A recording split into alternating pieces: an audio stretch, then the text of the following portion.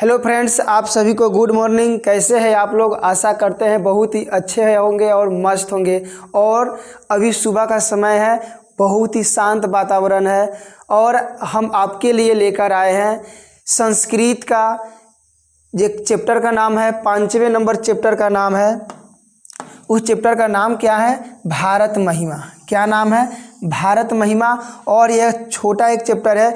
इसे पढ़ने के बाद आपके जो मार्कशीट बनेगा उसमें 4 से 5 नंबर क्या हो जाएगा? बढ़ जाएगा। 4 से 5 नंबर क्या हो जाएगा? बढ़ जाएगा।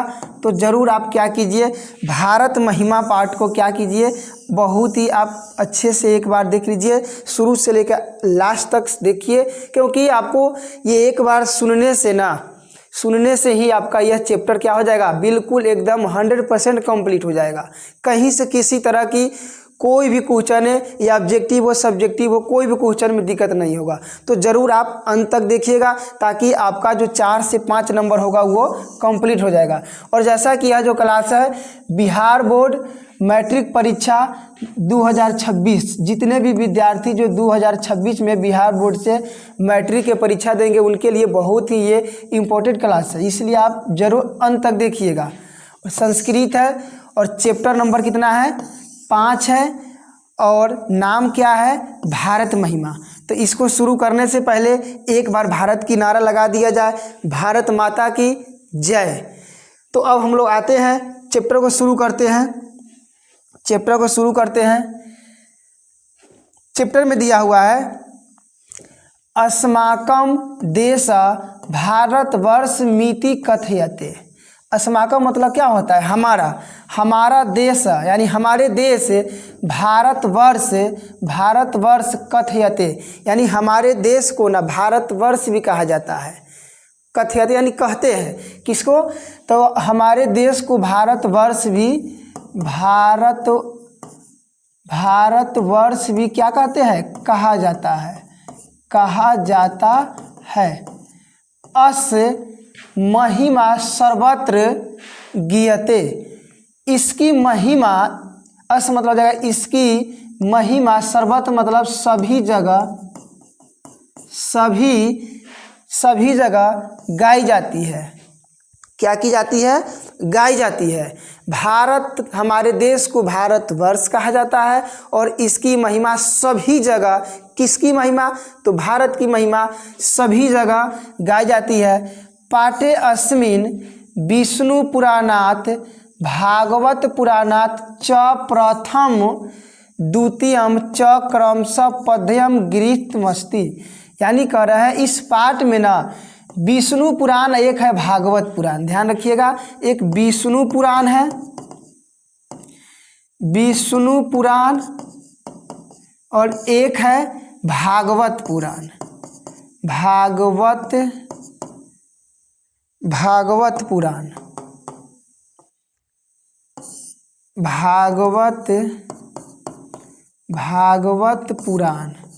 अब ये कह रहे हैं, यहाँ देखिए कि इस पाठ के जो विष्णु पुराण एक भागवत पुराण है, प्रथम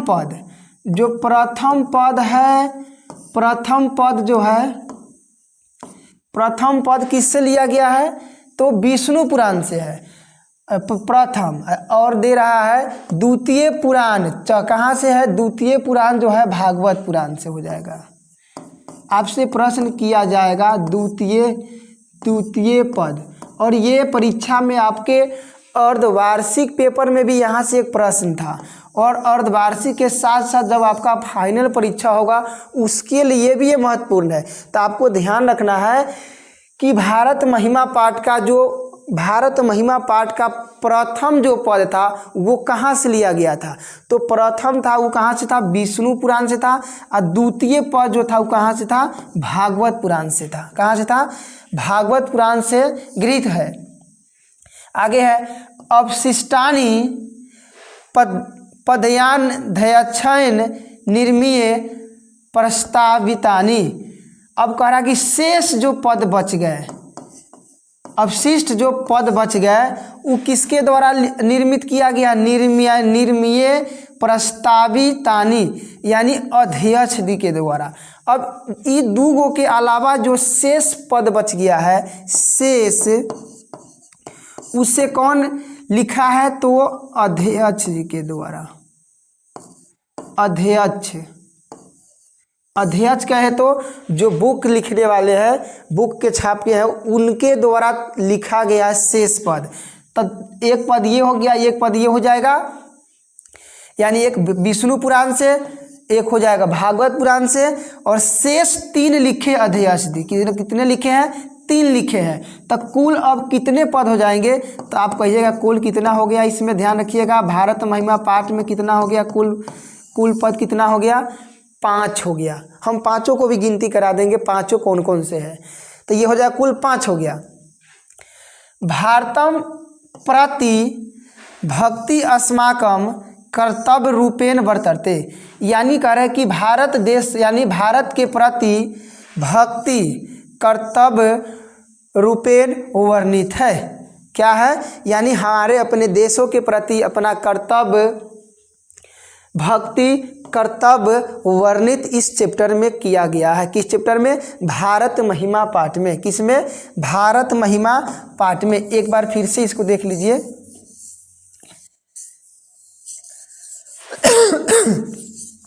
ये दे रखा है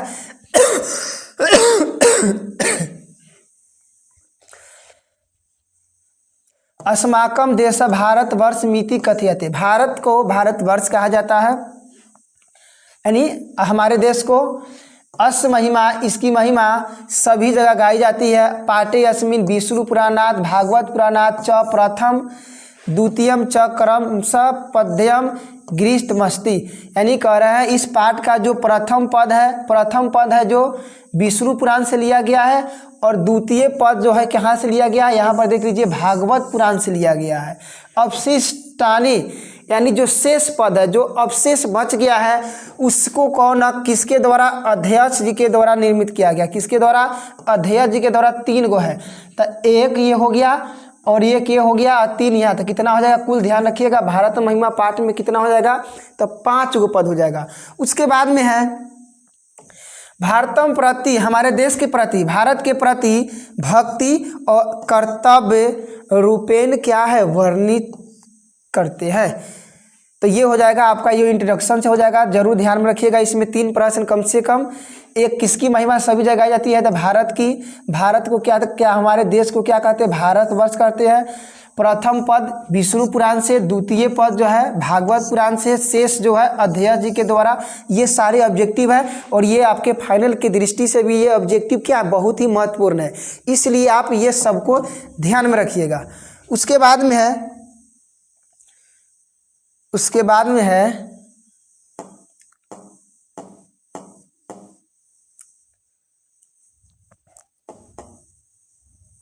हाँ, इसके बाद में देख लीजिए आप,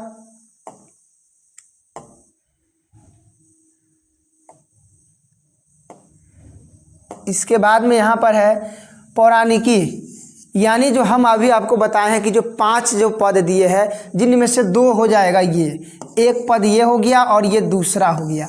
जो पहला वाला था यही था, विष्णु पुराण से लिया गया है। विष्णु पुराण से, ये विष्णु पुराण से लिया गया है, और ये है भागवत पुराण से, भागवत पुराण से। और बाकी जो 3 है वो अध्यक्ष जी के द्वारा इसको लिखा गया है। तो एक ये 2 हो गया, और आपका ये तीसरा हो गया, और ये 4 नंबर हो गया, और ये कितना हो गया? 5 नंबर हो गया। ये क्या हो गया? 5 नंबर हो गया।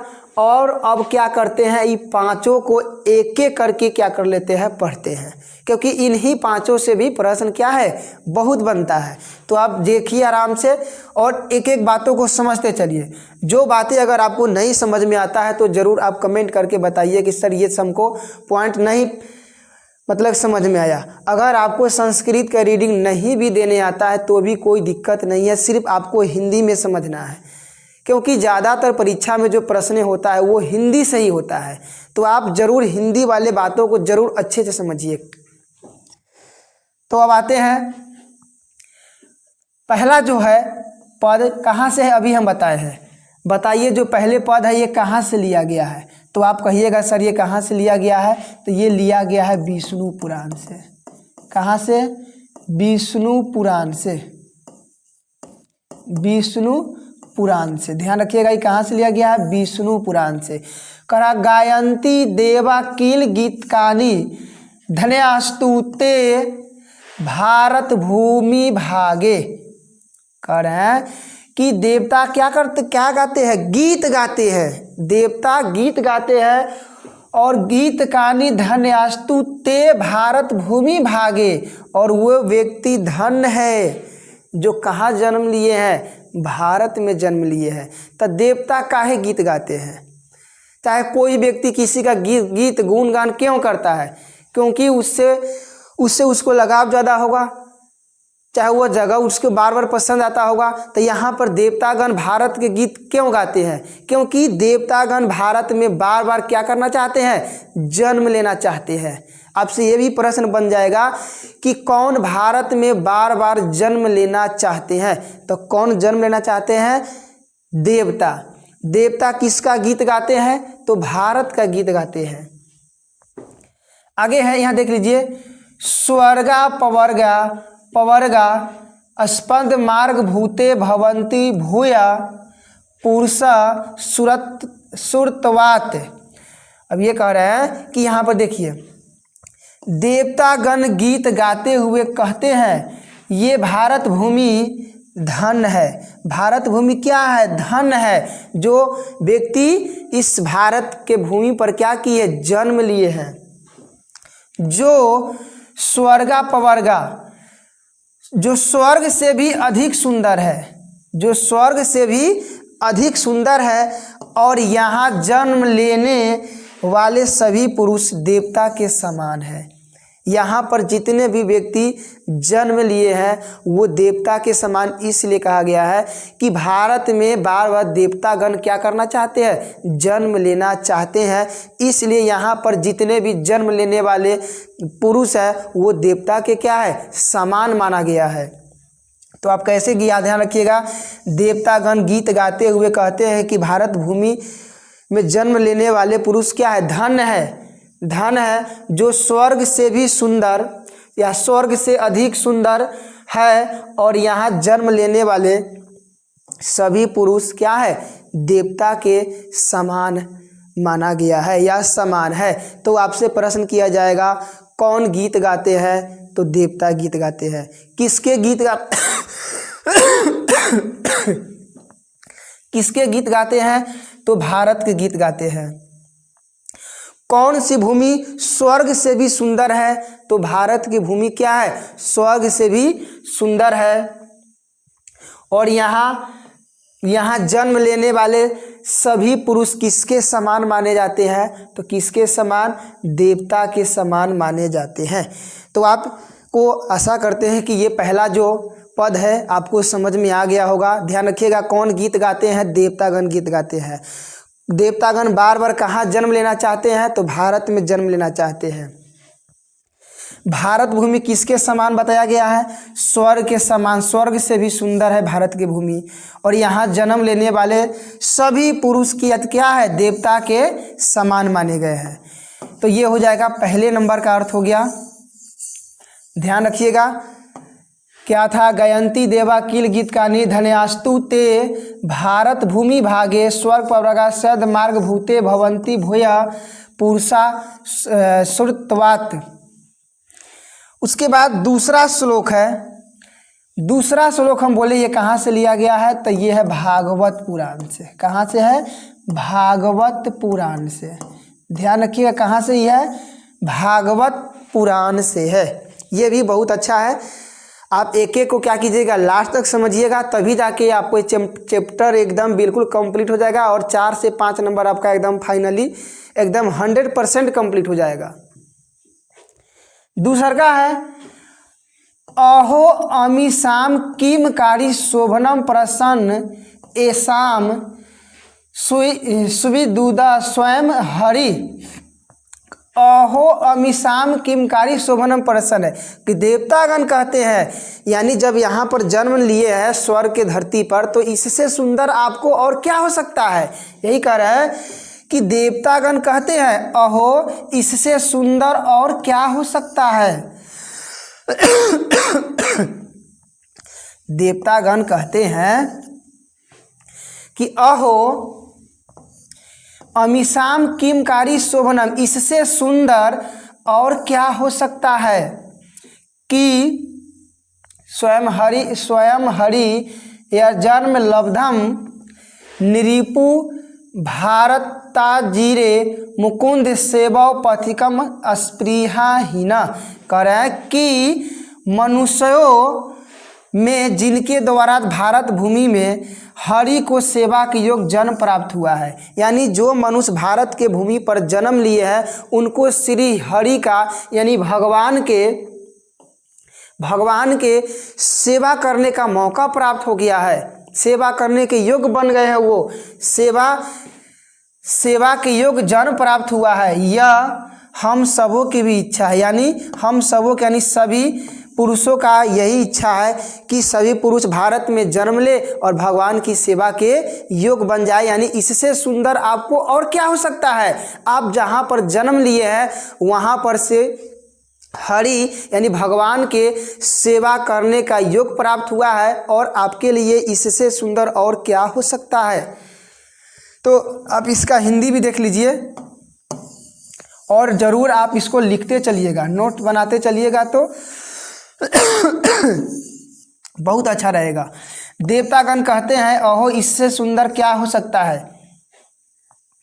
कि मनुष्यों में जिनके द्वारा भारत भूमि में हरि को सेवा के योग जन्म प्राप्त हुआ है। भगवान भी जन्म लिए हैं इस भूमि पर और मनुष्य भी जन्म लिए हैं, वो भगवान के सेवा करने के योग प्राप्त उसको हो गया है। और यह हम सबों की क्या है, इच्छा है। हर मनुष्य चाहता है कि हम भगवान की क्या करें, सेवा करें। तो ये हो जाएगा श्लोक कितना, ये हो जाएगा पद कितना, दूसरा नंबर पद है। ध्यान रखिएगा कहाँ से लिया गया था, ये भागवत पुराण से लिया गया था। प्रथम कहाँ से लिया गया था, विष्णु पुराण से लिया गया था। देवतागण कहते हैं इससे क्या सुंदर हो सकता है, भारत मनुष्य जिनके द्वारा भारत भूमि में हरि के सेवा के योग जन्म प्राप्त हुआ और यह हम सबों की भी क्या है, इच्छा है। इसके साथ आते हैं श्लोक नंबर क्या, यानी पद नंबर तीसरा है। कितना है, तीसरा है। तीसरा नंबर देखिए, तीसरा नंबर जो है, तीसरा नंबर जो है, 3 नंबर जो है कह रहा है इयम निर्मला वत्सला भारत भूमि प्रसिद्धम सदा भारतम वर्ष में तत्। कह रहा है कि भारत क्या है, प्रसिद्ध है। भारत देश क्या है, प्रसिद्ध है। यह भारतवर्ष क्या है, यह भारतवर्ष, कहीं पर कीड़ा पड़ गया हुआ है। यह भारतवर्ष क्या है,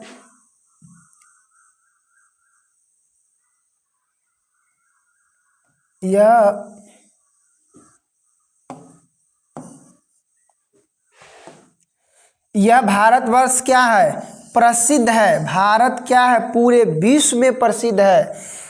इयम निर्मला, निर्मल है, निर्मल यानी पवित्र है, कहीं पर किसी तरह के गंध इसमें नहीं है, यानी क्या है, पवित्र है। वत्सला है, भारत की धरती से सभी लोगों का प्रेम है। तो अब पवित्र है, वह पवित्र है, कहीं पर गंध नहीं है। लेकिन अगर वर्तमान समय की बात देखा जाए तो आज के समय में भारत के छोटे गांव शहरों से लेके बड़े शहरों तक जाने के बाद देखने को मिलता है कि हर जगह क्या है, स्थल पर हो चाहे आप नदी में देख लीजिए, हर जगहों पर क्या है, गंदगी फैलते जा रहा है। आज भारत में सबसे अधिक अगर नदियों में देखा जाए तो यमुना नदी क्या है, सबसे प्रदूषित नदी हो गया है, यानी गंदगी फैलते जा रहा है। लेकिन भारत भूमि को, भारत की धरती को क्या कहा गया है, पवित्र क्या है, निर्मला क्या है, वत्सला मतलब प्रेम कहा गया है। तभी तो पूरे विश्व में भारत की ही भूमि है, भारत की ही धरती है जहाँ पर भारत की भूमि को माता कहा गया है, भारत माता कहा गया है। तो यहाँ पर हम लिखे हैं यह भारतवर्ष क्या है, प्रसिद्ध है। यह मतलब हो जाएगा यह भारत भूमि हमेशा पवित्र और ममतामयी है। ममतामयी यानी भारत में किसी भी देशों के लोग अगर यहाँ पर आ जाते हैं तो सबको यहाँ पर क्या किया जाता है, एक शरण दिया जाता है, रहने के लिए जगह दिया जाता है। ममतामयी इसीलिए यहाँ कहा गया है। ममतामयी है, वत्सला है, प्रेम है, क्या हो जाएगा, निर्मला यानी पवित्र है हो जाएगा। उसके बाद में है विभिन्ना। विभिन्ना मतलब अलग अलग हो जाएगा, अनेक प्रकार के। जाना, जाना धर्म जाति प्रभेदय रिहकत्व भावे वहंतो वसंती, यानी अलग अलग जाति धर्म के लोग एकता भाव से यहाँ पर एक साथ क्या करते, एकता भाव को धारण करते हुए यहाँ पर निवास करते हैं, रहते हैं। यानी भारत के भूमि पर अलग अलग जाति धर्म के लोग किस भाव से रहते हैं, तो एकत्व भाव से, एकता भाव से क्या करते हैं, वहंतो वसंती यानी रहते हैं। यहाँ पर एक बार हिंदी भी आप देख लीजिए। हिंदी में है, हिंदी में है, यह भारत वर्ष प्रसिद्ध है, यह भारत भूमि हमेशा पवित्र और ममतामयी है। यहाँ भिन्न भिन्न धर्म जाति के लोग, जना, जना मतलब यहाँ लोग होता है, जना लोग, धर्म जाति के लोग भेद किए बिना, किसी तरह के भेदभाव न करते, एकत्व के भाव से या एकता भाव से, एकता भाव से क्या करते हैं, रहते हैं, एकता भाव से रहते हैं। इस तरह ये आपका हो जाएगा श्लोक नंबर कितना हो गया, यानी पद नंबर कितना हो जाएगा, 3 हो गया। और ये 3 किनके द्वारा लिखा गया है, तो अध्यक्ष जी के द्वारा। किनके द्वारा, अध्यक्ष जी के द्वारा। ध्यान में रखिएगा कुल कितने पद है, तो कुल कितने पद है ध्यान रखते चलिए, कुल कितने हो गया, तो कुल पद जो है इसमें हमें 5 पढ़ना है। 5 में हम लोग एक पढ़े हैं विष्णु पुराण से, दूसरा पढ़े हैं भागवत पुराण से, और ये 3 नंबर जो है किससे है, 3 नंबर जो है अध्यक्ष जी के द्वारा है। तो आप इसे ध्यान में रखिएगा कि आपका ये मिस्टेक ना हो, और आपसे जब भी परीक्षा में अगर इससे प्रश्न आता है, प्रश्न तो आना तय है, फिक्स है, तो आपका एक भी गलती ना हो सके। और संस्कृत अगर आपसे नहीं लिखा जाता है तो कम से कम आप क्या कर लीजिएगा, इसके हिंदी को ज़रूर लिख लीजिएगा, क्योंकि हिंदी को लिखने के बाद एक बार उसे देखते भी रहिएगा, रीडिंग भी दीजिएगा, तो इसका प्रश्न क्या हो जाएगा, आपसे बन जाएगा। और प्रश्न तो आपसे हिंदी में ही पूछा जाता है, तो आप ध्यान रखिएगा और लिखते ज़रूर चलिएगा। अब आते हैं हम लोग इसके श्लोक, यानी पद नंबर कितने, पद नंबर जो हो जाएगा, पद नंबर जो हो जाएगा आपका 4था हो जाएगा। 4 नंबर में है, देखिएगा 4 नंबर यहाँ पर है लिखा हुआ, विशाला अस्मदिया धारा भारतीया सदा सेविता। हाँ, यहाँ से पहले यहाँ तक देख लीजिए, विशाला अस्मदिया धारा भारतीया, यानी भारत की धारा मतलब जो भूमि है वो कैसा है, विशाल है, विशाला है। ये भी क्वेश्चन अर्धवार्षिक में था और फाइनल में भी है। भारत भूमि कैसी है, तो कैसी है, विशाला है, सदा सेविता, सागरे रम्य रूपा, वन्य पर्वते निर्झरे भव्य भूमि, वहंती भीरेशा शुभा चाप गोभी। कह रहे हैं यह जो भूमि है ना, उससे भी तो किससे है, सागर से है, वन से है, सागर कहे तो समुद्र से है। और अपने यहाँ समुद्र सिर्फ बिहार में समुद्र नहीं है, बाकी कई राज्यों में है। गोवा की तरफ चले जाइए, महाराष्ट्र में चले जाइए, वहाँ पर समुद्र है, वन है, पर्वत है, पहाड़ है, निर्झर है, भव्य भूमि, वहंती बहती हुई नदियाँ, और इनकी शोभा को और क्या किया कर रहे हैं, बढ़ा रहे हैं। इनसे क्या है, भारत भूमि सेवित है। किनसे, पर्वत से, झरना से, नदी से, वन से, इन सभी से भारत भूमि क्या है, सेवित है, यानी इनसे इनका शोभा और बढ़ जाता है। तो एक बार आप हिंदी में भी इसको देख लीजिए। हिंदी में है, हमारी भारतीय भूमि क्या है, विशाल है, छोटा नहीं है। भारत भूमि क्या है, बहुत बड़े है, बहुत बड़ा विशाल है। ये क्वेश्चन आपके ऑब्जेक्टिव में पूछा गया था कि भारत भूमि कैसी है, तो आप बताइएगा कैसी है, विशाल है। सदा सेवित है, और कौन कौन चीज़ से सेवित है, तो सागर से सेवित है, सागरों से सेवित है। उसके बाद वन है, वन से है।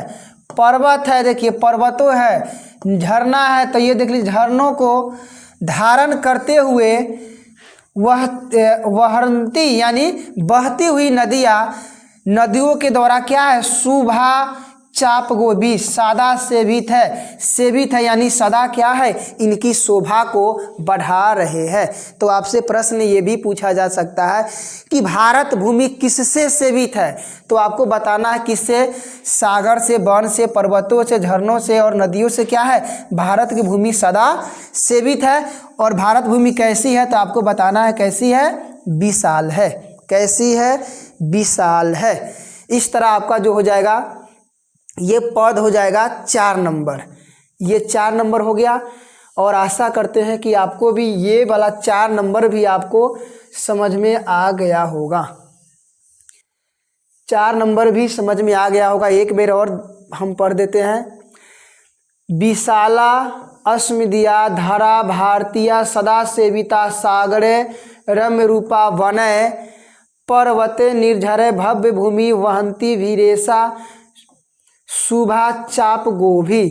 करा भारत भूमि क्या है, विशाल है। भारत भूमि कैसी है, विशाल है।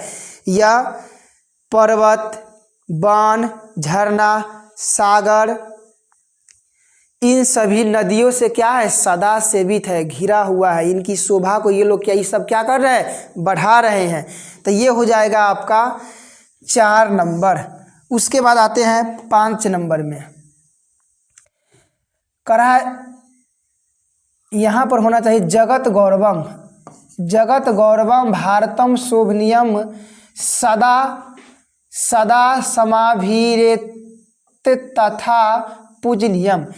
कहा जगत का गौरव, जगत का गौरव, जगत कहे तो संसार, संसार या विश्व, क्या हो जाएगा, विश्व। विश्व का गौरव किससे कहा गया है, तब विश्व का गौरव जो कहा गया है वो भारत को कहा गया है। किसको कहा गया है, भारत को कहा गया है। पूरे विश्व का गौरव किससे कहा गया है, तो भारत को कहा गया है।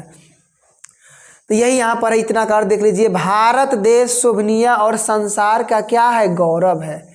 भारत शोभनीय है और संसार का क्या है, गौरव भी है। पूरे वर्ल्ड का गौरव किसको कहा गया है, भारत को कहा गया है। और ये क्या है, शोभनीय भी है, पूजनीय, शोभनीय भी है, शोभनीय भी है। उसके है भवेदा देशभक्ति सर्वेषाम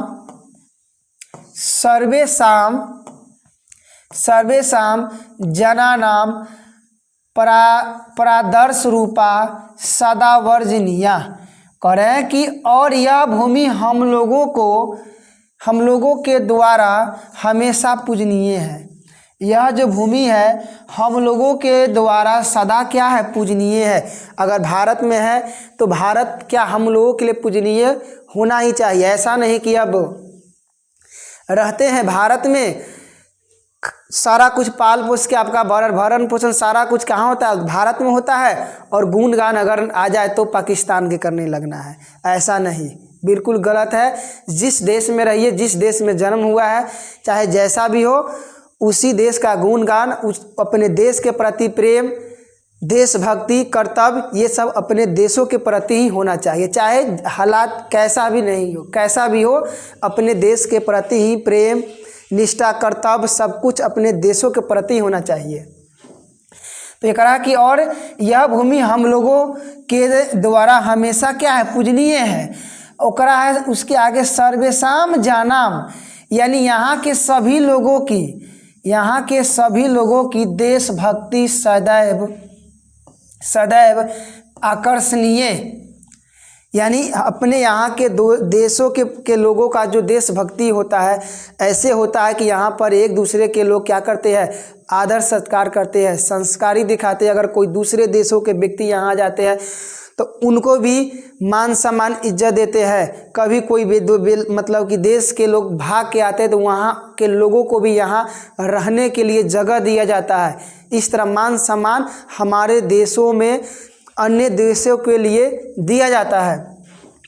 तो देशभक्ति और देशभक्ति सदैव आकर्षणीय श्रेष्ठ है, तभी तो भारत को श्रेष्ठ गिनती किया गया है। आदर्श स्वरूप है, आदर्श स्वरूप है। अगर कोई देश के व्यक्ति आते हैं तो हम लोग उसको आदर पूर्वक क्या करते हैं, सम्मान के साथ यहाँ पर रहने के लिए जगह देते हैं।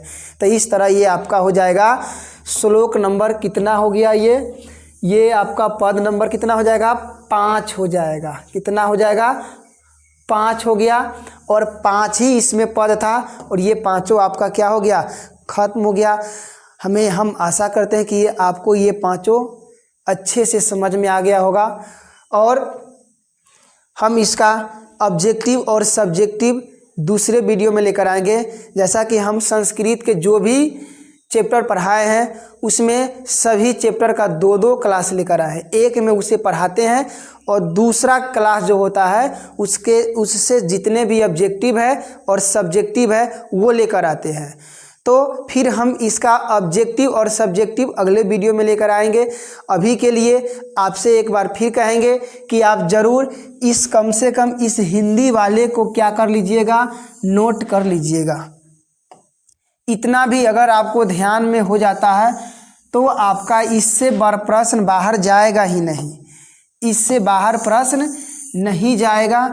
ज़रूर आप इसको लिखते चलिएगा, लिखना बहुत ज़रूरी है। नहीं लिखिएगा तो आपको दिक्कत हो सकता है। और लिखने में आपको कितना देर लगेगा, 5 मिनट के काम है। 5 मिनट में आप क्या कर लीजिएगा, लिख लीजिएगा। फिर तो हम मिलेंगे, फिर मिलेंगे अगले इसके क्लास में। और एक बात, अगर ये आपको भारत महिमा पाठ अच्छे से समझ में आ गया है तो वीडियो को क्या कर लीजिए, शेयर कर दीजिए, लाइक भी कर दीजिए और नए हैं तो सब्सक्राइब भी कर दीजिए, क्योंकि आपका जो यह सपोर्ट हमें बहुत मजबूत बनाएगा और हमें अभी सपोर्ट की ज़रूरत है। अगर आप जितना सपोर्ट करते हैं उतना ही अच्छे क्लास क्या करेंगे और बेहतर तरीके से आपको हम बताने की कोशिश करेंगे। और इतना कोशिश करेंगे कि जो पढ़ेंगे वो कोशिश होगा कि आपको पढ़ने के आवर में ही याद हो जाएगा। तो फिर मिलते हैं इसके ऑब्जेक्टिव और सब्जेक्टिव के साथ।